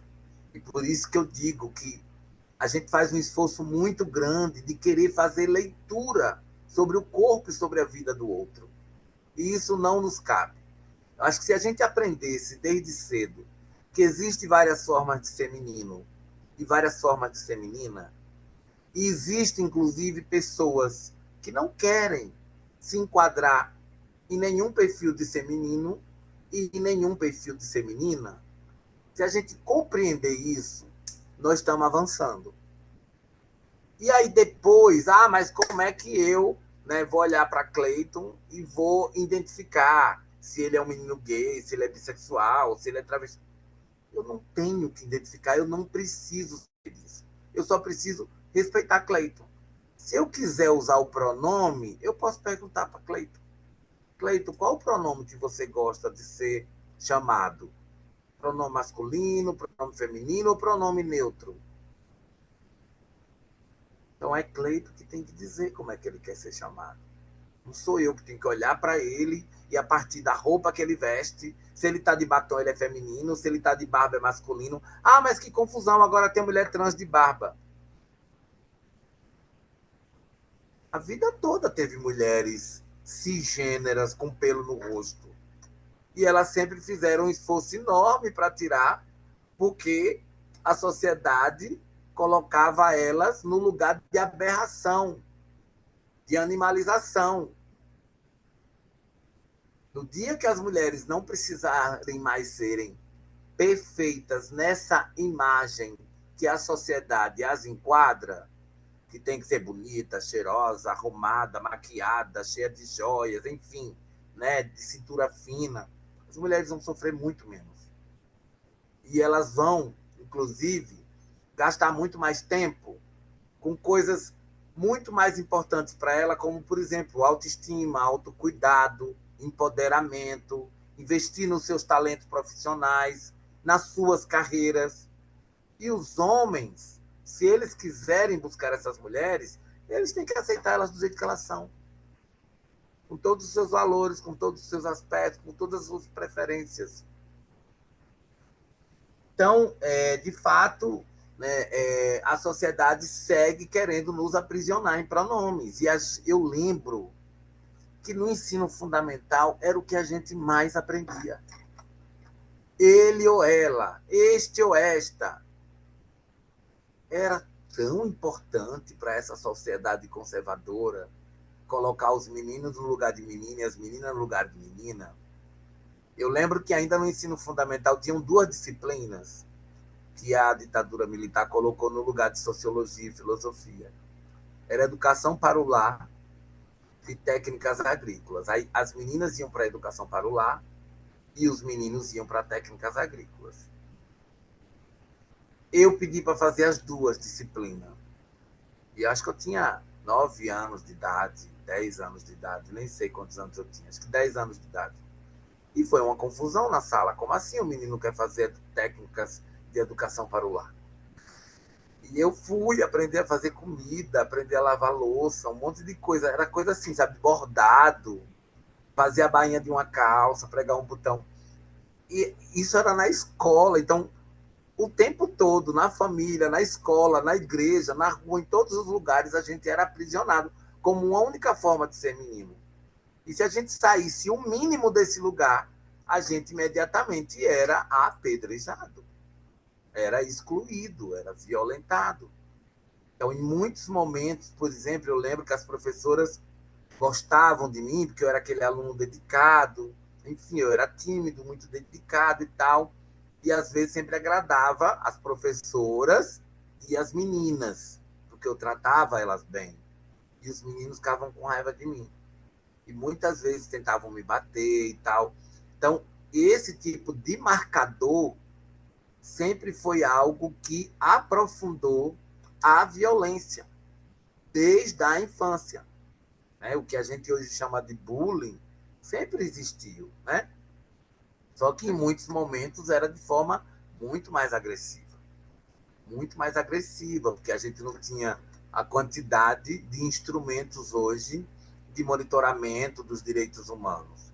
A gente não tinha a quantidade de movimentos sociais que denunciam essas violências. A gente não tinha nem rede social para filmar uma mulher amarrando um menino preto no poste, chicoteando, achando que ainda está no tempo da escravidão, né? Então, tudo isso era muito naturalizado. Enfim, então isso tudo contribuiu para muitas violências.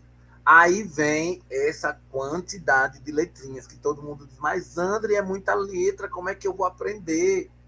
Eu digo, você não precisa aprender tudo, você não precisa falar essa letra, essa sigla enorme. Você usa LGBT+, você está dizendo que tem mais identidades, que ninguém, eu acho que vai ser muito difícil para as pessoas aprenderem todas essas letras, porque cada vez tem mais, né? Eu, por exemplo, num determinado momento da minha vida, eu me percebi, por exemplo, uma pessoa androssexual. E eu fiquei chocado com aquilo, androssexual. Eu não sabia que existia esse termo. O que é androssexual? É as pessoas que se sentem atraídas afetivamente ou sexualmente por outras masculinidades, que pode ser, inclusive, uma masculinidade feminina ou uma feminilidade masculina. Enfim, essa masculinidade ela é transeunte, ela pode ser transitória. Ela não precisa ser fixa, congelada, não tem um único jeito de ser masculino. Né? Aí depois eu percebi que eu gostava de me relacionar mais ainda com pessoas que tinham um papo mais agradável, enfim, que tinham um conhecimento um pouco mais elevado sobre cultura, política, arte. E aí eu me percebi uma pessoa sapiosexual, que é essas pessoas que se apaixonam pelo conhecimento, pela inteligência. Enfim, são muitas letrinhas. né? Mas eu acho que é importante a gente conhecer, saber que existem as pessoas gays, as pessoas lésbicas, as pessoas bissexuais, as pessoas travestis e transexuais. Lembrando que a diferença entre travesti e transexual cabe à pessoa se autodeclarar, as pessoas intersexos, as pessoas pansexuais e as pessoas assexuais, agêneros e não binárias. Mas como assim? Tem pessoas agênero que não faz parte de nenhum gênero? Tem, essas pessoas não se identificam com as formas que os gêneros estão colocados na sociedade. Mas tem pessoas não binárias que não necessariamente fazem nenhuma alteração no seu corpo e nem na sua vestimenta. E será que elas são não binárias mesmo? Sim. Por quê? Porque não necessariamente eu preciso mudar a minha forma de vestir para me assumir numa identidade. Eu posso me autodeclarar sem mudar quase nada na minha forma de vestir. Assim como você pode ter um trans masculino, um homem trans, que em algum momento queira usar saia ou usar batom. Porque isso não vai tirar a sua masculinidade, se ele se auto-intitula com masculinidade, né? Então, a gente precisa construir uma perspectiva onde as pessoas não precisem atender à expectativa do outro para ter a sua identidade reconhecida. Não precisem atender à expectativa do outro para se sentir desejado, amado, para ter direito ao afeto. E aí é quando a gente vai ter pessoas se apaixonando, pessoas vivendo, convivendo, casando, se relacionando ou afetivamente ou institucionalmente com outras pessoas, sem necessariamente precisar colocá-las em rótulos, em caixinhas. Porque pessoas são pessoas e cada vez a gente descobre mais possibilidades de existência no mundo. E eu, particularmente, se eu puder experimentar dessa grande, né, desse grande leque de possibilidades, eu vou querer experimentar. Porque eu gosto dessa coisa da experiência humana, né? Então, eu acho que a gente, de fato, agora, claro que isso é um desafio. É um desafio porque a gente está numa sociedade binária, onde a gente cresce acreditando que ou você é bom ou você é ruim.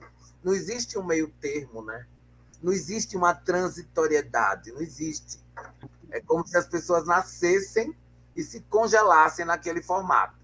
E para elas, ao longo da vida, só fosse permitido seguir essa caminhada a partir do que a sua família planejou, do que a sua sociedade, do que a sua religião, do que o seu, né, país entende, né, como identidade, como possibilidade de afeto e de sexualidade.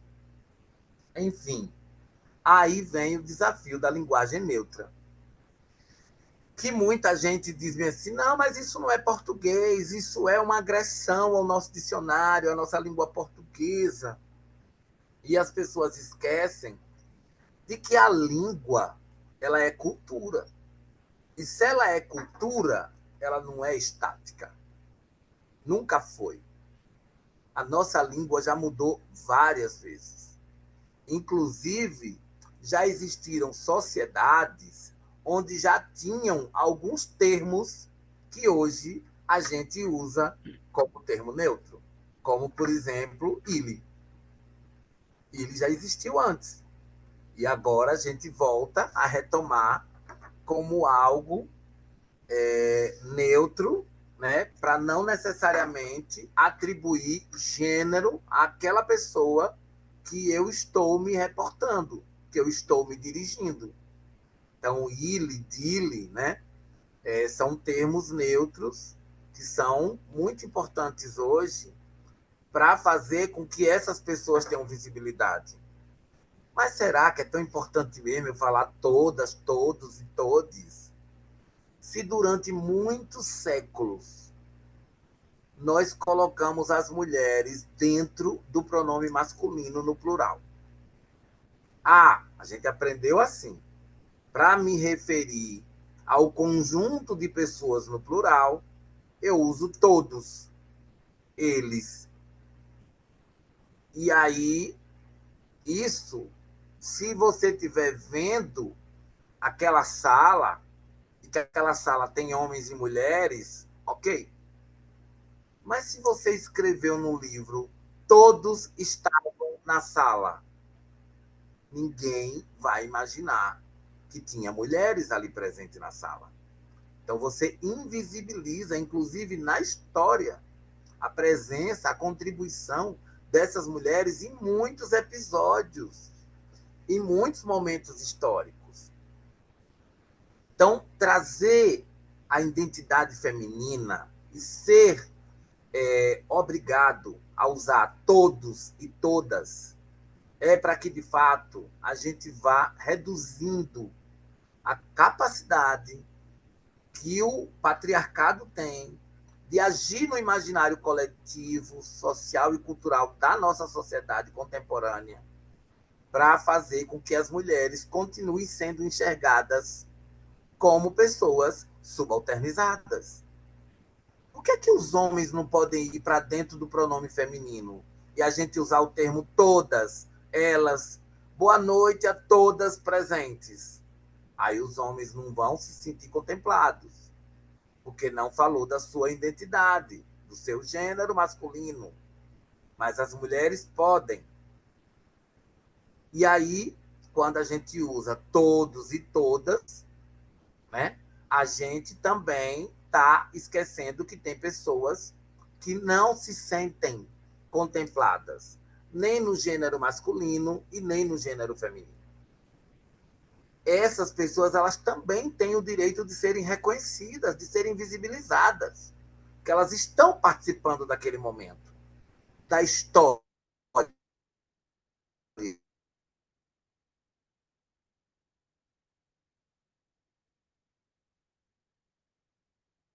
Que não se autodeclaram do gênero feminino.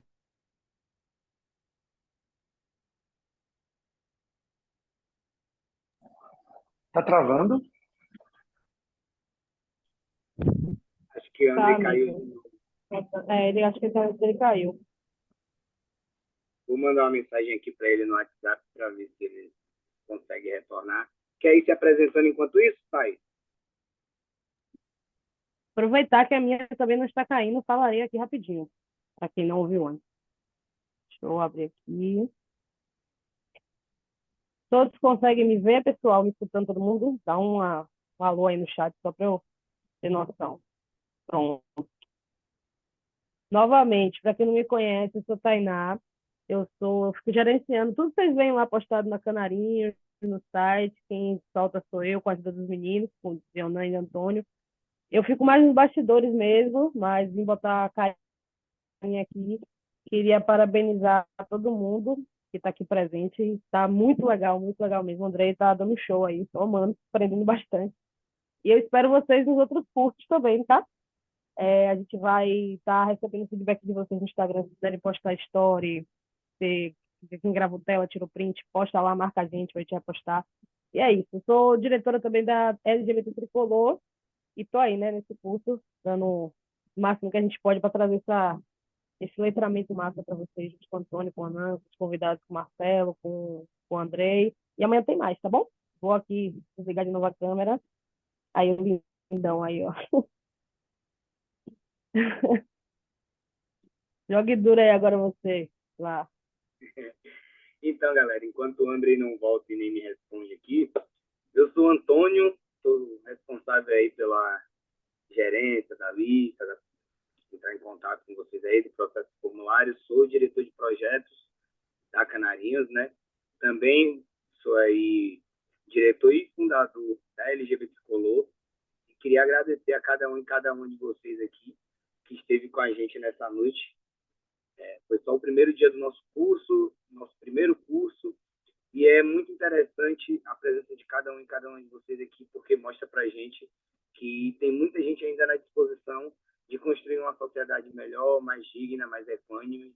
Então, eu queria agradecer a cada um e cada uma de vocês. Não sei se o André vai conseguir voltar, porque eu mandei mensagem para ele aqui no WhatsApp, não chegou a mensagem nem no WhatsApp dele ainda, mas desde já queria agradecer a todos vocês por esse dia de aula que foi muito bom, que virão mais alguns outros aí durante essa semana para a gente. Para mim, uma mensagem que está conectada. Eu fico tentando entrar, mas é como se fosse o sinal. Voltou, meu bem, voltou. Tá dentro, amigo, já. Já me ouviram a minha justificativa, mas eu vou tentar finalizar aqui, né? E quando eu parei, acho que eu parei, nem lembro mais onde eu parei, mas vamos lá, tentar recapitular aqui. Então, voltando para essa coisa neutro, da linguagem. amigo. Oi? O uso do pronome neutro. Voltando para essa coisa da linguagem, nos pronomes, ok. Eu acho que, de fato, a gente precisa, né, começar a exercitar, fazer esse esforço, porque eu acho que isso também é um processo pedagógico, inclusive, de mostrar para a sociedade que essa diversidade existe, ela está presente, e eu acho que a gente só vai acabar com a violência que ainda persegue a população LGBT no nosso país quando a gente fazer vários movimentos. E a linguagem neutra é um desses movimentos. Fazer com que desde cedo, né, é isso, aquilo que eu falei do chá de revelação, do chá de bebê, do chá de fralda, enfim, que as pessoas ainda ficam muito nessa coisa. A mulher engravida e a família toda fica, vai ser menino ou menina? Se a mulher disser... E aí fazem... E é uma indústria, né? É uma indústria. A galera gasta um dinheiro enorme para fazer não sei quantas ultrassonografia. E aí, às vezes, começou a comprar o enxoval de uma cor, e depois muda tudo, muda o berço. Enfim, são coisas assim que eu realmente fico encabulado e tenho falado muito sobre isso, sobretudo aqui na área da saúde. Eu hoje estou como assessor na Fiocruz de Brasília, e em todas as oportunidades que eu tenho, eu sempre falo isso, a gente precisa acabar com essa história de criar essa expectativa sobre a identidade do bebê. Acho que isso é muito ruim, inclusive, para a criança, porque a criança nasce e cresce numa cobrança absurda de tendo que atender uma expectativa dos seus pais. E a gente precisa começar a falar mais sobre isso. Depois, a criança, quando ela percebe, sei lá, eu conheço, por exemplo, muitas amigas e amigos que as filhas ou os filhos, em algum momento ali da adolescência, teve vontade de beijar menino e menina. Aí, eu sou bissexual. Aí depois escolheu o menino ou menina. Enfim, essa pressão sobre essa identidade, sobre esse gênero, ela precisa acabar. Porque isso, de fato, só serve ao patriarcado e à violência contra a mulher, e à violência contra a população LGBT, e à exclusão social, e o dilaceramento de muitas famílias, e a continuar tendo um monte de criança rejeitada, abandonada, violentada na escola e dentro de casa, na igreja, né, em hospitais psiquiátricos, buscando cura gay. Enfim, tudo isso é fruto, né, de uma grande e necessária educação, né, para a diversidade, para o respeito a essa diversidade que é presente na nossa humanidade. Eu não acredito que em nenhum momento da história as pessoas foram tão violentadas pelas manifestações dos seus desejos afetivos e sexuais como nos últimos tempos. Porque se a gente for olhar a história antiga, a gente vai ver muitas sociedades onde, né, essa virilidade do homem era exaltada, mas que também era lhes permitido viver a sexualidade com outros homens, e que em alguma medida as mulheres também eram modernizadas. Enfim, durante muitas sociedades ou muitos períodos, as mulheres não podiam manifestar o seu desejo, não tinham direito à autonomia do seu corpo.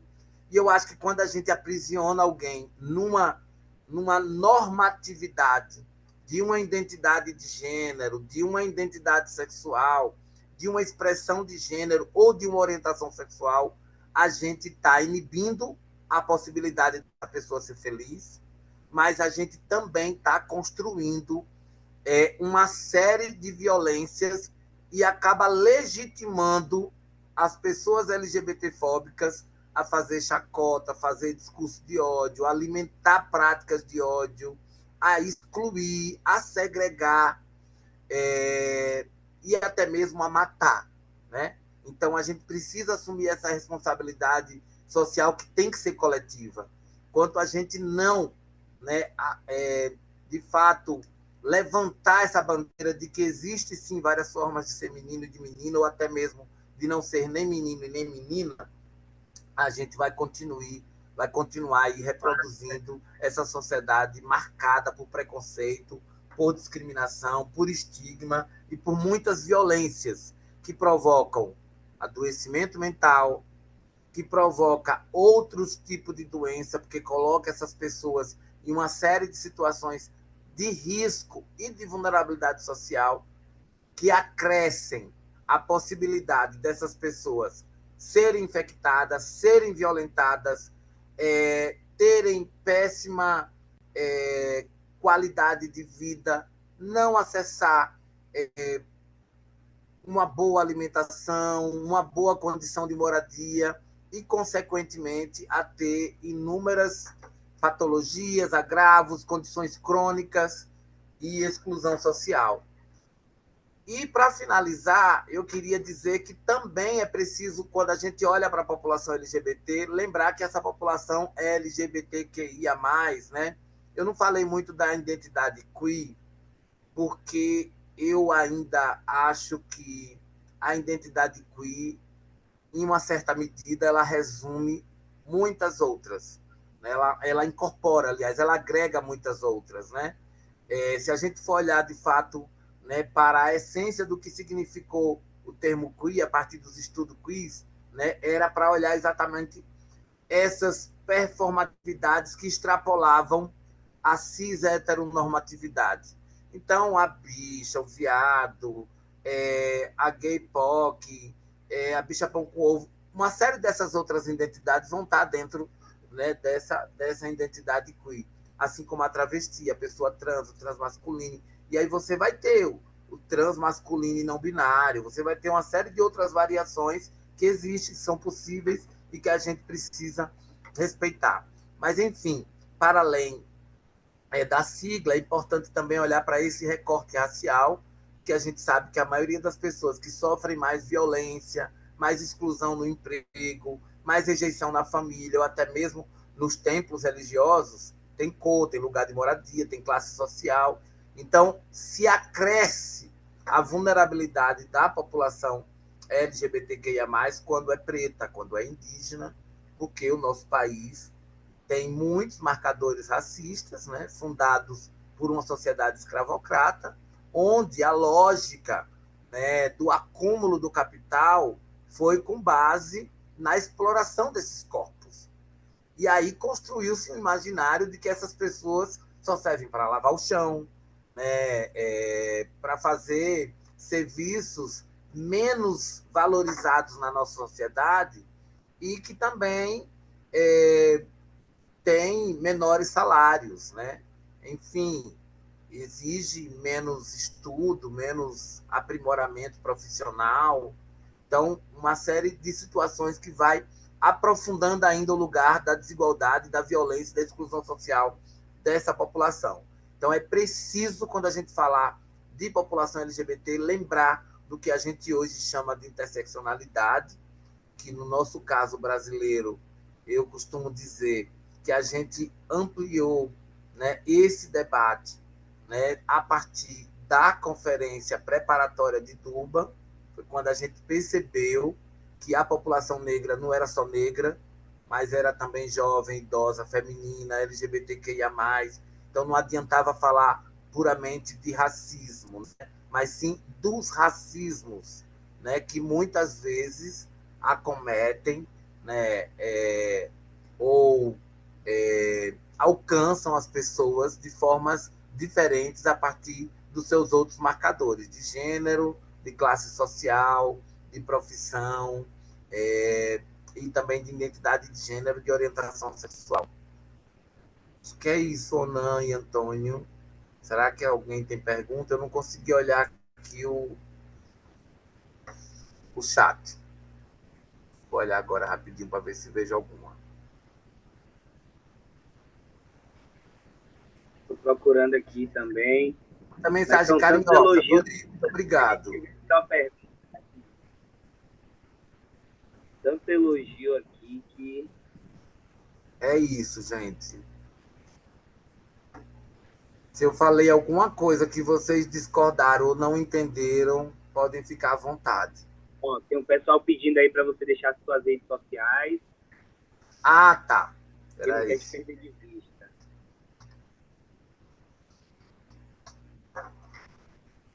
Eu acho que é isso no Twitter, no Instagram e no Facebook. Andrei Lemos DF, Andrei com Y. Nas 3 redes sociais eu acho que eu uso esse. Acho que é esse mesmo. Ah, não. No Twitter é Prof. Andrei. Peraí. É Prof. Andrei Lemos no Twitter. Enfim, gente, uma alegria, uma honra poder participar desse momento. Força, vida longa para os canarinhos. Saudade, Cleiton Nobre, de você. Venha tomar um café comigo. Um beijo para todo mundo. E espero que a gente possa se encontrar de novo, inclusive para falar sobre vitórias, sobre avanços, né? Eu fico feliz de saber que o povo do futebol cada vez mais se interessa por esse debate. Né? A campanha do Bahia foi uma coisa linda, né? Tá de parabéns. E eu acho que é isso mesmo. Eu tenho dito muito isso nas minhas redes sociais. Nós, homens, precisamos assumir também a dianteira da luta, né? Pelo enfrentamento à violência contra as mulheres, assim como as pessoas brancas precisam também assumir mais, né, a luta antirracista. E as pessoas que não são LGBTQIA+, elas também podem lutar contra a LGBTfobia, né? Desde que sejam pessoas que defendam uma sociedade democrática, justa, livre e sem violências, né? E sem exclusão social. Então, a gente sabe que se a gente conseguir vencer essas opressões, a gente vai ter uma sociedade onde a gente tem um projeto de desenvolvimento que inclua todo mundo, que seja mais sustentável e que a gente, com certeza, deixe um futuro melhor para as crianças, né, que virão ou que já estão aqui. Enfim, acho que é isso. Um beijo grande. Valeu, Andrei. Muito obrigado, galera. Queria só pedir 2 últimos favores. O primeiro é para a gente abrir a câmera aí, para a gente fazer um print bonito dessa aula. E a segunda é que vocês não esqueçam de preencher a lista de presença, que é muito importante para a certificação. Ajudei o pai aqui. Abre a câmera, pessoal, para a gente fazer o videozinho, fazer os prints.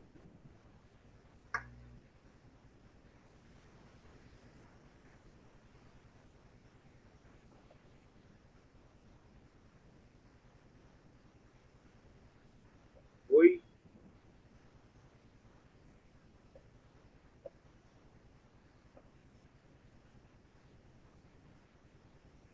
Valeu, galera. Uma boa noite a todos e até amanhã. Beijo. Beijo, Onan. Tchau, amigo. Beijos. Obrigado, viu? Até a próxima. Tchau, tchau, gente.